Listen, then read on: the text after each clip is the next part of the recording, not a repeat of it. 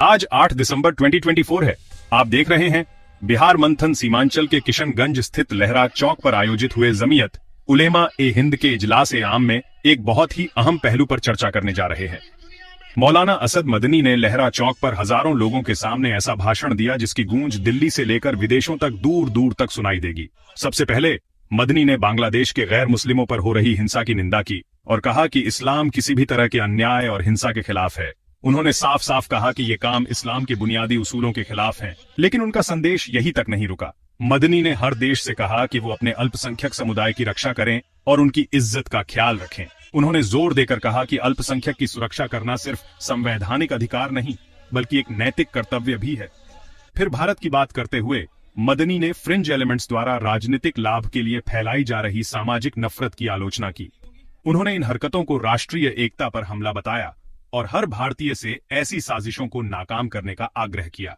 मदनी सीधे तरीके से केंद्र सरकार पर भी बरसे, फिर भारतीय जनता पार्टी के मंशा पर भी सवाल खड़ीढ़ा किए। उन्होंने वक्फ बोर्ड संशोधन विधेयक को मुस्लिम संपत्तियों को हड़पने की चाल बताया। उन्होंने कसम खाई, हम इस बिल को किसी भी कीमत पर कामयाब नहीं होने देंगे। उन्होंने संभल में हुई हिंसा पर भी दुख जताया और कहा कि ऐसी घटनाएं समाज को कमजोर करती हैं। उन्होंने सरकार से फौरन कार्रवाई की मांग की और वारशिप एक्ट पर चलने की सलाह भी दिया। उन्होंने अल्पसंख्यकों पर होने वाले किसी भी जुल्म का पुरजोर विरोध करने का वादा किया।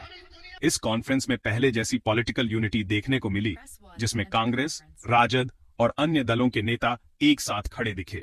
कांग्रेस सांसद डॉक्टर जावेद आजाद और दूसरे नेताओं ने सरकार की नीतियों की आलोचना की और अल्पसंख्यक अधिकारों की रक्षा करने का वादा किया। मदनी के शब्दों ने सिर्फ एक भाषण नहीं बल्कि एक क्रांति का आह्वान किया। उनका संदेश, हम हर अन्याय के खिलाफ खड़े होंगे, सीमांचल से लेकर पूरे देश में गूंजा। यह कॉन्फ्रेंस मुस्लिम अधिकारों और व्यापक सामाजिक न्याय की वकालत करने वाला एक मंच बन गया। अंत में मौलाना असद मदनी का भाषण सिर्फ एक बयान नहीं था, यह अन्याय के खिलाफ एक क्रांति की शुरुआत थी। उनके आह्वान ने यह स्पष्ट कर दिया कि मुसलमान इस्लाम की शिक्षाओं से प्रेरित होकर बांग्लादेश हो या भारत, किसी भी तरह के जुल्म के खिलाफ आवाज उठाने के लिए तैयार हैं।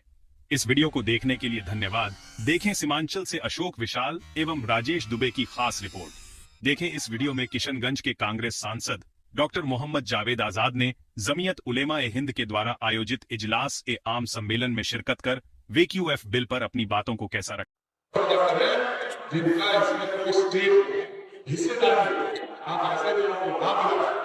इसको जानकारी नहीं, जो झूठ फैला किसी भी कमेटी को, किसी भी बिल्डिंग को, किसी भी तादाद को ऐसा कभी हुआ नहीं है। बहुत बड़ा नहीं होगा क्योंकि वक्त के लिए सबसे ज्यादा अहम ये है जो आपको राज करवाने का है, जिससे आप हो राजनीति का आप पता नहीं है। बाकी मैं आपको कर सकता।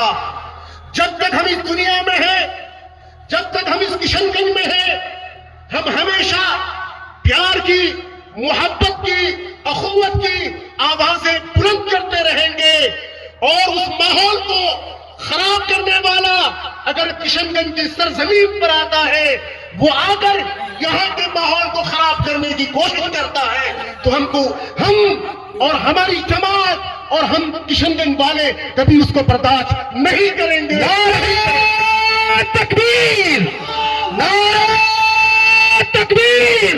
जमीयत उलमा किशनगंज, जमीयत उलमा हिंद, हज़रत मौलाना सैयद महमूद मदनी, हज़रत मौलाना खालिद अनवर साहब, हज़रत मुफ्ती मोहम्मद अफसान साहब, नारे तकबीर।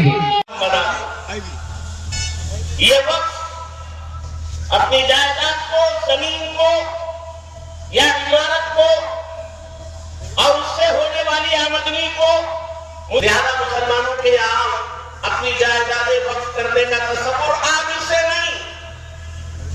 हमारे नबी हजरत मोहम्मद मुस्तफा सल्लल्लाहु अलैहि वसल्लम जिस गरीब मकरूम के हुकूक को बदला नहीं जा सकता, ला तब्दील लिकलिमातिल्लाह।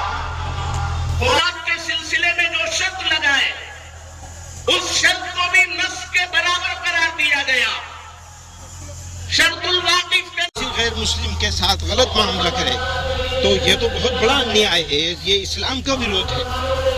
तो आप बांग्लादेश से अपील करेंगे कि वो हर मुल्क से अपील करते हैं कि अपने अक़लियतों की हिफाजत करें, उनको सम्मान दें, जिनका सम्मान का जो अधिकार है